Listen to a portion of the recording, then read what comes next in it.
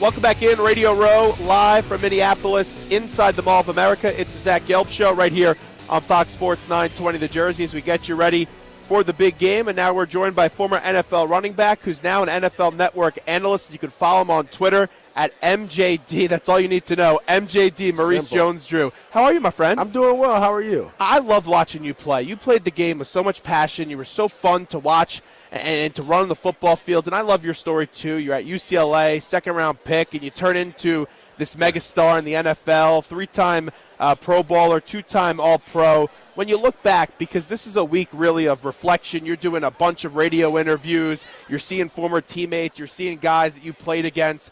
Describe your football career now looking back at it. It was what I thought it should be. Coming into the league, I love football, right? But I never wanted football to be who I was or what all I could do. And so going to the league, I remember sitting down with my agent and him saying, like, listen, we're going to play 15 years. And I was like, that's long. That's a long time. Especially for a back. Yeah. I was like, you know what? For me, I wanted to play 8 years, have a great career, and then be able to leave because, you see so many professional guys that can't walk. They have all these surgeries, and I didn't want to get banged up. I was able to get 9 in, had 2 surgeries more than what I wanted, but it happened, and I'm still able to walk. I have 3 kids now that I have to run around with. They play football. My daughter does competitive cheer. And I'm traveling all over the place with that, and it's fun. I like doing those things, and a lot of the places that they're going to, I've been with obviously the NFL, so I can help my wife and their team out with travel and different things like that. So it's been fun. Who's the defense after all these years that you look back and say, man, they were really tough to play? What was that one team? There's never really one, to be honest with you. I'm not going to – I'll just we played some great ones. We played the Baltimore Ravens, the Pittsburgh Steelers. Those two had some really good defenses. We played the Bears when they were in their prime. With Urlacher and Peanut Tillman and Lance. You always have to be careful of Peanut. He would always punch that always football punch out. the ball. Yeah, we played some. The Peanut punch. Right, exactly. I'm trying to think. We played the Niners when they were rolling. But to be honest, in Jacksonville, we had a very stingy defense. We had 2 defensive tackles that were really good, linebackers that could run, so every week I'd have to say going against those guys prepared us for the next one. You had to be like a fat kid in a candy store this year watching the Jags, right? Oh, man, it was amazing. One of those ones where I was like, I wish I was still playing, but I know I couldn't help them now. I don't have the juice anymore. But I think you could still have a few good runs left in you. I mean, you got to give me a couple months. I don't know if I'm ready to put that type of commitment back. But I think they did such a great job. They had a tough training camp, being there for training camp, talking to guys. Seeing my former college teammate, Mercedes Lewis, who I got drafted with there, was amazing. One of my best friends coming out of college. Guys that I played with who were still there fighting and scratching and clawing. And then to see Blake take that step forward, I think that was amazing as well. And to make it to the AFC Championship game. And they had a chance. And I think that's the tough part. The hardest part for me, though, was going to that locker room, seeing all those guys cry. And that was tough because they were that close. You put all that effort in and you just don't make it. It's tough. And you never know when you're going to get back again if you do get back, as we're talking to Maurice Jones-Drew on Radio Row. Who's your favorite back right now in the league? Well, I work for the Rams right now, so it'd only be right if I said Todd Gurley. I think Todd has done a You're a color analyst, right, in the radio broadcast? Yes. And Todd's done a great job.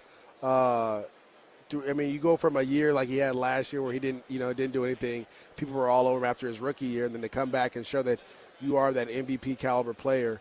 It was phenomenal, and it was only like he got stronger as the season went on. So I'm excited to see what he's able to do next year. And I like backs that can do everything, and Todd can do everything. There was really a lot of good coaching jobs this year. McVay, 31, Doug Peterson with all the guys they've lost, Doug Marrone. We could go on and on and on. There was an abundance of good coaching jobs this year. You look at the job Doug Peterson, though, has done. The next man up mentality, and they've really thrived off that this year. They've done a great job with that. It goes to the credit of their front office, too. They have a lot of depth there. I think a lot of us, let me say, I felt, I don't want to throw anyone else in my mess with the Eagles fans right now, but I felt like when Carson Wentz went down, it was going to be hard to win. I was the same way. I do radio on 2 stations in the Philadelphia area, and I said, hey, I'm just being honest. It's not negative, just down deep with how important he was. I didn't think they would make everything. This run. And people jumped on my back for it, and I get it, but you have to, in those situations, you have to understand that, that guy was that either him or Deshaun Watson were going to win MVP this year. Both go down with injuries, and that sucks. And so, but for them to kind of gather that team up and do what they're doing, it's been amazing. And so, Doug Peterson's done a great job of keeping those guys confident, figuring out. I think one thing about coaching is figuring out what works for your players. Carson Wentz does one thing really well. He may do whatever it may be. Nick Foles can't do those things. So now they went to the RPOs. And, I mean, literally those RPOs have changed their offense. Their defense is able to rest a little bit, and they've been aggressive. You know, ego is a big part of it because some teams have a lot of talent, but there's egos in the way that avoid them from reaching their success. You look at the Eagles coaching staff.